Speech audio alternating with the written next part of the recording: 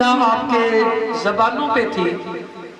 اگر ہو سکتا ہے آپ کی فلائٹ پاکستان سے ڈائریکٹ مدینہ منورہ کی ہو، یا اگر جدہ کی ہے تو آپ حج کریں گے تو حج کے بعد آپ مدینہ منورہ کی طرف روانہ ہوں گے.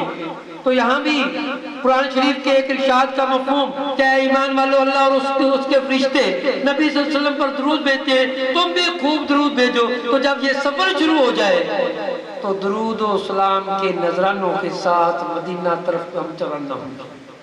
آپ ادھر جا رہے ہیں جس کے بارے میں ایک آیت کا مفہوم ہے. اللہ تعالیٰ جل جلالہ نے ارشاد فرمایا کہ جب تم اپنی ظلم جانوں پر ظلم کر بیٹھو، کوئی غلطی کوئی گناہ کر بیٹھو، تو میرے نبی صلی اللہ علیہ وسلم کی بارگاہ میں آ جاؤ، توبہ کرو، وہ سفارش کرے، میں تمہارے اللہ تعالیٰ کو تم خوب توبہ قبول کرنے والا پاؤ گے.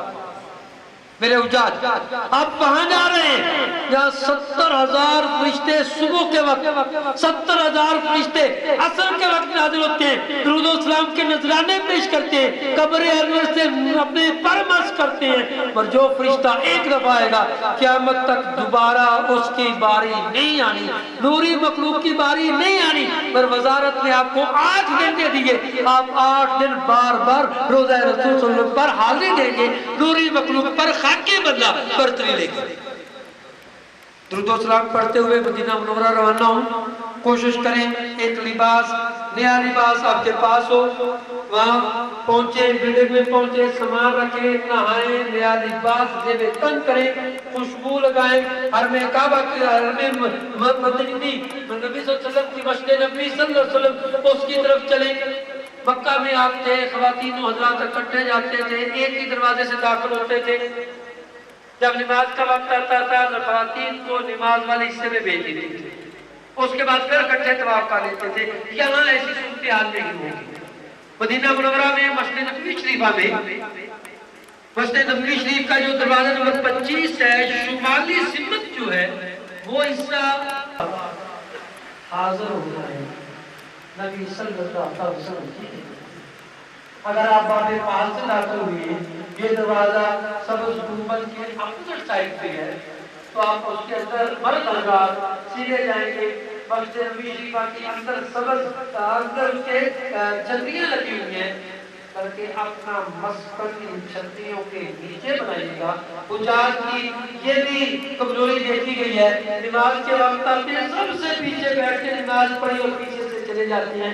صفے برابر بھی کریں اور آگے بھی پہنچیں کہ نگلی سب چھتریوں میں آپ آ کے بیٹھیں گے. 2 فائدے ملیں گے، اوپر دیکھیں گے سبز گنبد دکھائی دے گا، نیچے دیکھیں گے سبز جالی نظر آئے گی.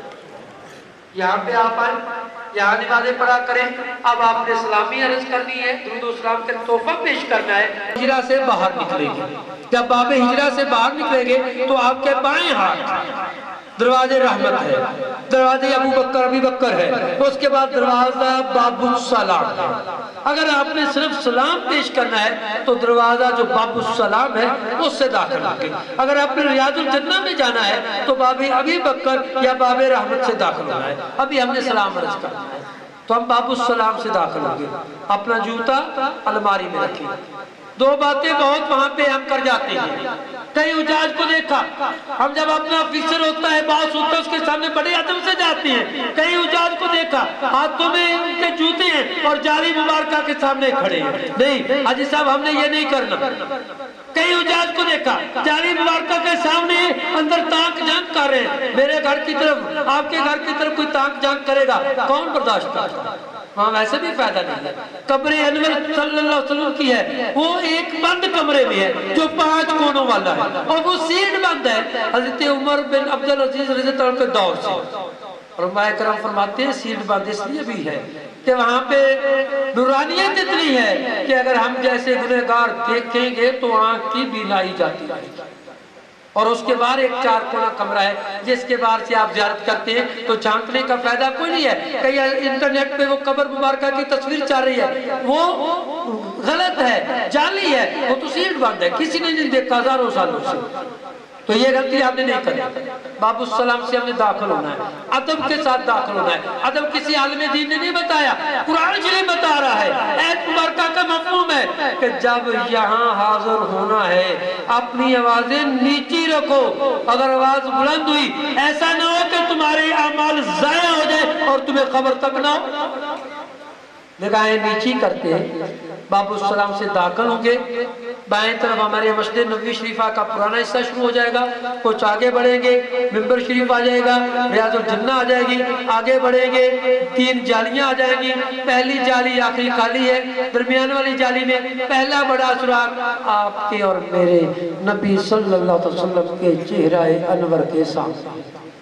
بعد ان اللہ و ملائکاتہ والی آیت جو ہے وہ تلاوت کریں, درود و سلام کے نذرانے پیش کریں. ہر مقبہ فکر کے احباب یہاں پہ حجاج درود و سلام پیش کر رہے ہیں, آپ بھی پڑھیں الصلاۃ والسلام علیکہ یا رسول اللہ, الصلاۃ والسلام علیکہ یا حبیب اللہ, الصلاۃ والسلام علیکہ یا نبی اللہ. جتنے سیغوں سے آپ پڑھ سکتے ہیں وہ پیش کریں. آگے بڑھیں گے, حضرت ابوبکر صدیق رضی اللہ تعالیٰ عنہ ان کے چہرہ کے سامنے سوراخ ہے, وہاں پہ ان کی خدمت میں سلام عرض کریں. حضرت عمر خطاب رضی اللہ تعالیٰ عنہ ان کے چہرہ کے سامنے وہاں پہ سلام عرض کریں, اور پھر باب بقی سے آپ آؤٹ ہو جائیں گے. باب بقی, اس کے سامنے جنت البقی قبرستان مدینہ منورہ کا, جہاں پہ 10,000 کے قریب صحابہ مدفون, جہاں پہ نبی صلی اللہ علیہ وسلم کے اکثر ازواج مدفون, جہاں پہ امام حسن علیہ السلام وہ مدفون, حضرت عثمان غنی رضی اللہ وہ مدفون, ان کی زیارت کریں. ہاں کوشش کرنی ہے کہ اس کے اندر داخل ہونے سے بچیں, کیونکہ کئی راہداریاں ایسے بن چکی ہیں جن کے نیچے صحابہ کی قبور مبارکہ ہیں, اور صحابہ فرمایا کرتے تھے ہم آگ کے انگارے پر تو بیٹھ جائیں گے, قبر پر کھڑے نہیں ہوں گے. اس لیے باب بقی سے نکل کر تھوڑا آگے کی طرف جائیں تو حویلی میں سے بڑے بڑے سوراخ ہیں, وہاں سے اندر کی زیارت بھی ہو سکتی ہے. اپنا جو کچھ تحفہ اصالہ ثواب کرنا چاہیں وہ کریں. تو ریاض الجنہ حجاج اکرام ہم دعا مانگتے ہیں, یا اللہ ہمیں جنت عطا فرما دے. جنت ملے گی اور کب؟ پہلے مرنا پڑے گا, برزخ کی زندگی گزاریں گے, قیامت کا دن حساب کتاب ہوگا, پھر کہیں جا کر اگر قسمت بھی ہوئی تو جنت ملے گی. دنیا میں جنت کہیں ہے, ہاں جی ہے, کہاں ہے؟ مدینہ منورہ میں. بخاری شریف کے حدیث مبارکہ کا مفہوم ہے, اللہ کے نبی صلی اللہ علیہ وسلم نے فرمایا میرے گھر سے میرے منبر تک کا علاقہ 22 گز لمبا 15 گز چوڑا حصہ ریاض الجنہ, جنت کی کیاری ہے. تو ریاض الجنہ تک پہنچنے کی کوشش کریں, وہاں پہنچنا ہے. باب رحم کیا ابی بکر سے داخل ہونا پڑے گا, کناتے لگی ہوئی ہیں, سٹیپ بائی سٹیپ وہاں پہ پہنچیں گے. وہاں پہ پہنچنے میں ٹائم کافی لگے گا. جب وہاں پہ پہنچ جائیں کئی ستون ہیں, ان کے پاس نماز ادا کریں. یہ کیسی جگہ ہے؟ تمام مسجد میں سرخ قلین ہے, یہاں پہ سفید ہلکے سبز رنگ کے قلین ہے. تو یہاں پہ نمازیں پڑھیں, مناسب پڑھیں, ایثار کا مظاہرہ کریں کہ جب آپ باہر کھڑے تھے اندر بیٹھوں کو دیکھ کر حسرت اٹھتی تھی کاش یہ جگہ خالی کریں. اسی طرح باہر کچھ لوگ آپ کے انتظار میں, آپ اٹھیں گے تو وہ آئیں گے. تو ریاض الجنت میں آپ بھی جائیں گے, میری بیٹیاں بہنیں بھی جائیں گی. ان کو خواتین والے حصے میں سے صبح کی نماز کے بعد اور عشاء کی نماز کے بعد کناتے لگا کر لے جایا جاتا ہے. یہ پاکستانی میری بہنیں ہیں, یقیناً غیر ملکوں کی کئی خواتین دوڑتی ہیں, چیختی ہیں, ہم نے ایسا نہیں کرنا. کیوں؟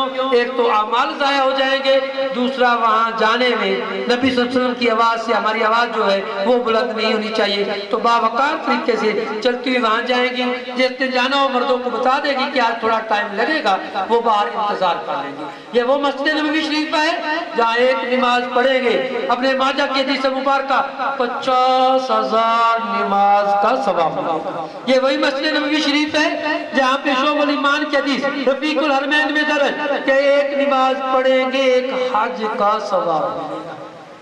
میرے دوستو, میرے بھائیو, یہ وہی مسجد نبوی ہے. اللہ کے نبی صلی اللہ علیہ وسلم نے فرمایا جو یہاں پہ 40 نمازیں ادا کرے گا وہ دوزخ کی آگ سے بھی بری, نفاق سے بھی بری. تو پڑھنے کوشش کرنی ہے, تمام نمازیں وہاں پہ پڑھیں. آپ عمرہ کریں گے, بڑی تگ و دو کے بعد کریں گے, تھکاوٹ سے چور ہوں گے, پتہ نہیں قبول ہے یا نہیں. اور اللہ کے نبی نے رحمت للعالمین نے ایک خوشخبری سنا دی. کیا خوشخبری سنا دی؟ فرمایا جو شخص وضو کر کے میری مسجد قباء میں آ کر 2 نفل پڑھے گا مقبول عمرے کا ثواب پائے گا. تو آپ نے اپنے طور پر جانا ہے، زیارت کرنی ہے، کوشش کیجئے گا 2-4 دفعہ وہاں بھی جائیں اور روزانہ 2-4 دفعہ روزہ انور صلی اللہ علیہ وسلم کے سامنے بھی حاضری جو ہے وہ دیں. میرے بھائیوں، میرے حجاج، نبی صلی اللہ علیہ وسلم کی کاش تھی کہ مسجد اقصی کی بجائے بیت اللہ میرا قبلہ بن جائے. اللہ تعالیٰ جل جلالہ نے ایک نماز کے دوران یہ حکم نازل فرمایا اور آپ نے چہرہ مبارک بیت اللہ کی طرف کر لیا. مسجد قبلتین اس کی زیارت کیجئے گا، وہاں پہ نوافل پڑھیے گا. اسی طرح مسجد فتح، پھر میدان احد کا میدان، احد کا پہاڑ. اللہ کے نبی نے فرمایا یہ جنتی پہاڑ ہے. اللہ کے نبی صلی اللہ علیہ وسلم نے فرمایا دیکھیے انبیاء رب کے فضل سے پتھروں کے دل کی بات بھی جانتے ہیں. ارشاد فرمایا احد مجھ سے پیار کرتا ہے، میں احد سے پیار کرتا ہوں. تو وہاں پہ جائیے گا، وہاں پہ شہدائے احد ان کی قبور مبارکہ ان کے مزارات بھی ہیں، وہاں پہ حاضری دیجئے گا. باب السلام دروازے کے اگر ہم دائیں طرف دیکھیں وہاں مسجد غمامہ جہاں بادلوں نے سایہ کیا، اس کے ساتھ کئی اور مساجد ہیں، ان کی زیارت کیجئے گا. مسجد غمامہ کی بیک سائڈ پہ بڑی کھجور منڈی ہے، آسانی سے وہاں پہنچ بھی سکتے ہیں، سستی اور ہر طرح کی کھجور ملے گی. اسی طرح اسی طرف باب السلام کی سیدھ میں اور دائیں طرف کئی میوزیم ہیں، ان کی بھی زیارت کیجئے گا. ان میں بھی بہت سے نسخے قرآن شریف کے رکھے ہوئے، وہ زیارت کیجئے گا. مدینہ منورہ یا مکہ فضائل اگر بتانا شروع کر دیں تو بے شمار ہیں، مگر چونکہ وقت کی قلت مد نظر رکھتی ہے اس لیے ہم چاہتے ہیں کہ اگلے مرحلے کی طرف چلیں.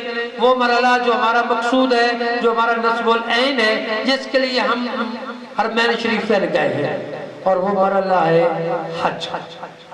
حج میں ہم نے آپ کو 4 باتیں سکھانی.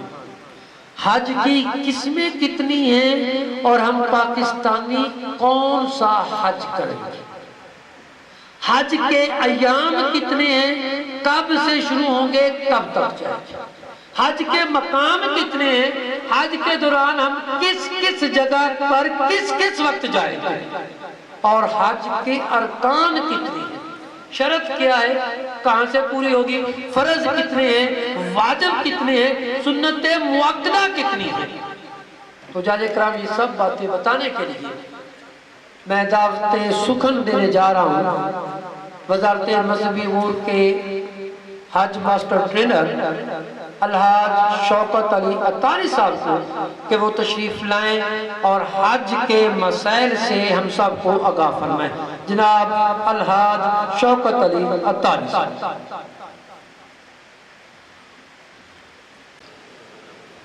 الحمدللہ رب العالمین والصلاة والسلام علی سید المرسلین اما بعد فاعوذ باللہ من الشیطان الرجیم بسم اللہ الرحمن الرحیم.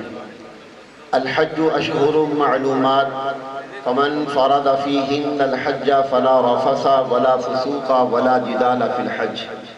صدق اللہ وصدق رسولہ النبی الامین الکریم.